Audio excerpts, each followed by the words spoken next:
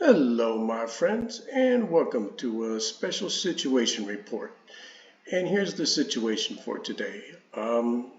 Tucker Carlson, Fox News host on Channel 5 Fox News, claims that Ukraine's democratically elected president is a dictator and asks again why the U.S. isn't on Russia's side.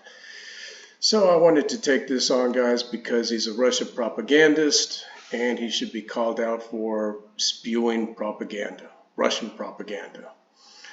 All right, so I'm going to play the clip in its entirety the first time around, and then I'm going to play it again and take on his points one by one. And I needed to do this, guys, just so you guys know where I'm coming from and hopefully to show you guys how to spot propaganda. And to show you that it's not just in Russia, we have it here in the United States as well. And having said that, let's get to it. Well, the better part of a year later, it's getting harder and harder to believe any of this. Whatever you think of the war in Ukraine, it is pretty clear that Zelensky has no interest in freedom and democracy. In fact, Zelensky is far closer to Lenin than to George Washington. He is a dictator. He is a dangerous authoritarian who has used $100 billion in U.S. tax dollars to erect a one-party police state in Ukraine. And that's not an overstatement. Over the past year, Zelensky has banned opposition parties. He shut down critical media by force. He's arrested his political opponents. He has sent soldiers into churches. Okay, that is quite a bit of bad things that Zelensky has done compared from Tucker here, from what he's describing. Let's really get down and break it down one by one. The better part of a year later, it's getting harder and harder to believe. And I don't understand why it's getting harder and harder to believe anything.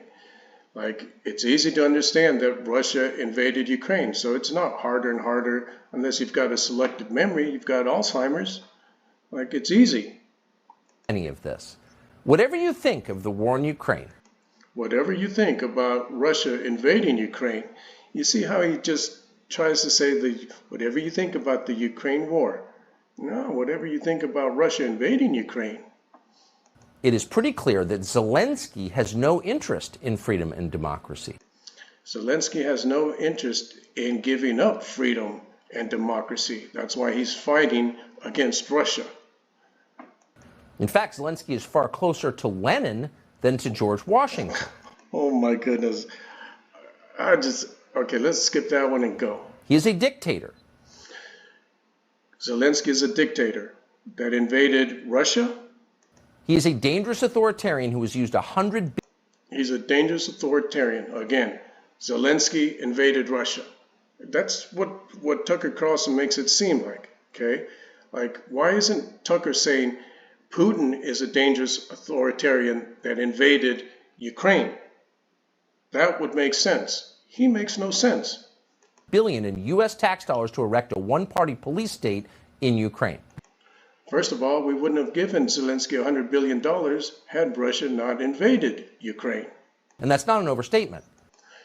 It's not an overstatement. If it's not an overstatement, you don't have to state that it's an overstatement, that it's not an overstatement. Over the past year, Zelensky has banned opposition parties. He's banned opposition parties. Well, I wonder, has he banned American parties? Has he banned European opposition parties? Or has he banned Russia opposition parties? Like, who invaded Ukraine and why do you think he would ban them?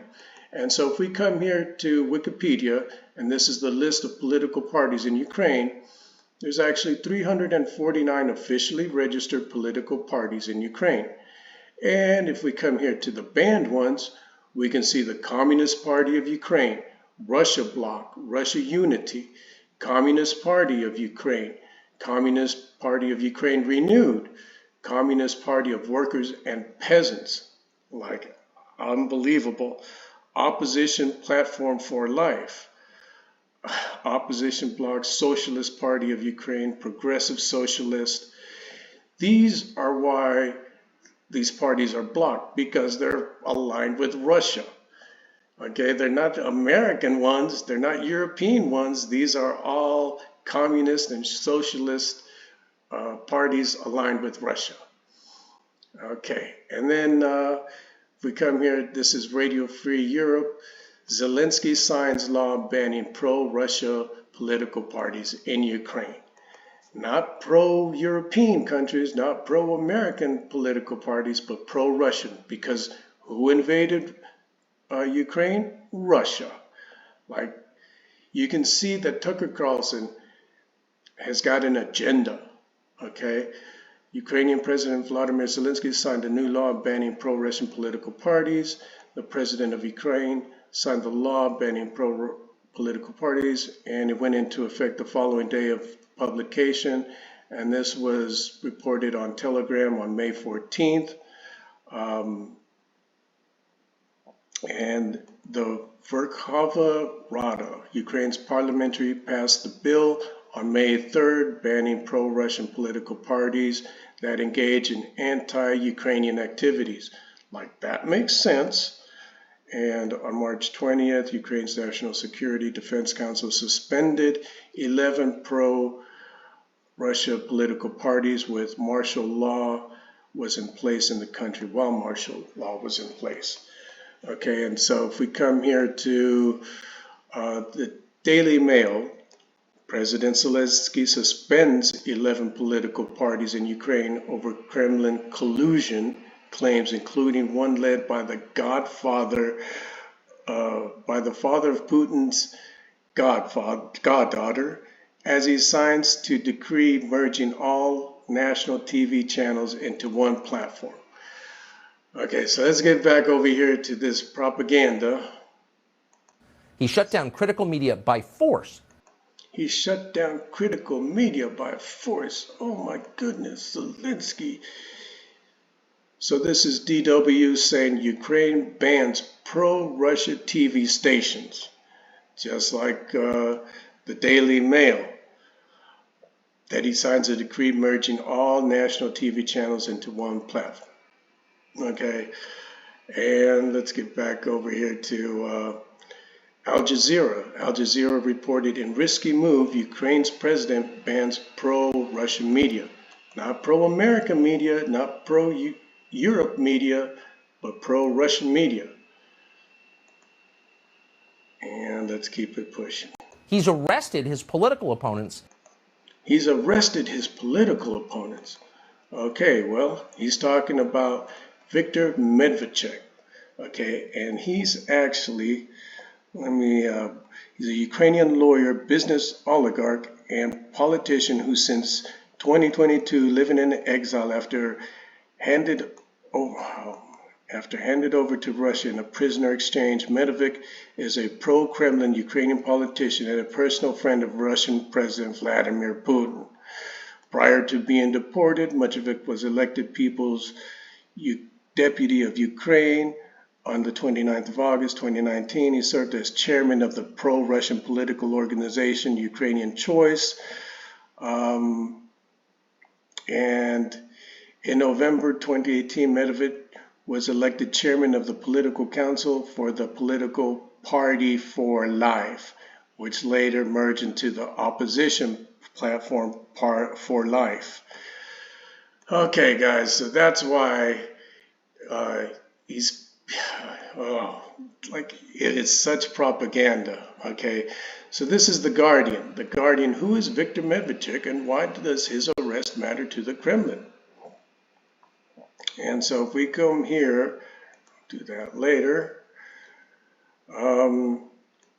He was Vladimir Putin's best friend in Ukraine, but Kremlin says it won't trade to secure his freedom. This was Wednesday, the 13th of April, 2022. However, they did trade him for like 200 and something soldiers. Okay. However, Viktor Medvedchuk, a man often named as the Dark Prince of Ukraine in politics, has been a loyal ally to Putin for 2 decades, leading a pro-Russian political party in Ukraine for years, even after the Russian annexation of Crimea in 2014 and the beginning of the deadly war in Donbass. But their ties go even deeper than political allies. The two have been taking holidays together on the Black Sea at Putin residence in Sochi and Medvedchuk's villa in Crimea. Putin is godfather to Medvedchuk's daughter, Daria.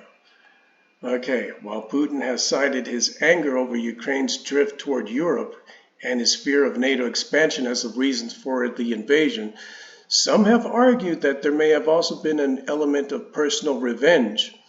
The closure of Ukraine of Medvedchuk's pro-Russian television stations, the seizure of his family's assets, and his eventual placement under house arrest in a treason case that Putin called absolute purge of the political field. So that's why he's really against, and might have invaded Ukraine. Okay, so let's take this on again. He has sent soldiers into churches. Okay, he has sent soldiers into churches. I wonder why he sent soldiers into churches. The Kiev monastery raid. Kherson treason arrest. Okay, so this was reported from Euronews. And Ukraine searches Kiev monastery over suspected Russian links. Ukraine Security Service, SBU, has raided the main Orthodox Christian monastery in Kiev over suspected Russia links. The SBU said on Telegram that it has carried out counter-espionage measures at the 1,000-year-old Persk Lavra complex on Tuesday morning. The operation aimed to counter subversive activities of the Russian special services in Ukraine. The searches were carried out alongside Ukrainian police and the National Guard. The SBU said worshippers were allowed to continue praying at the monastery, but were subjected to SBU security checks. These measures were carried out to prevent the use of the monastery as a center of the Russian world, the SBU said. And two similar raids were conducted at monasteries and Orthodox church properties in northwestern Ukraine, region of Lviv. Kremlin spokesman Dmitry Peskov has condemned the raids as military action against the Russian Orthodox Church. He didn't even have the decency to say the Ukrainian Orthodox Church. He just, no, this is the Russian Orthodox Church. And then we have this, and this was reported by the New Voice of Ukraine. Moscow patriarch priest suspected of pedophilia ordained as bishop. And this was reported Sunday, December the 4th. And here's the picture of this guy last week. This priest was found together with a naked underage boy during a raid by Ukrainian SBU security service. So, guys, I'm going to leave a link in the description to this. And that's really it, guys. You see how selective this guy, Tucker Carlson, his reporting is. I can only come to the conclusion that he's a Russian agent. Okay, as an American citizen, I'm calling out another American citizen. He's supposed to be a news reporter. He's a propagandist, a Russian propagandist. He's probably on the payroll. If nothing else, he's just delusional, and I don't know what to say about him other than he should be working on a Russian TV station, not in America. And having said that, guys, I'm a brand new channel. If I'm sure a lot of people watch Fox News, and a lot of people like this guy, Tucker Carlson. If you want, leave me hate comments, all the hate comments you want. I had to do this, guys. I had to do this to get this off my chest. And having said that, guys, I thank you very much for spending your time with me and listening to my reasoning why this guy is just garbage, spewing propaganda. And having said that, guys, I wish you all a beautiful day, and I'll see you at tomorrow's report. And I'm going to be calling out more of these guys because I just can't stand it. And I don't see how he's still working for Fox News. All right, guys, having said that, peace out.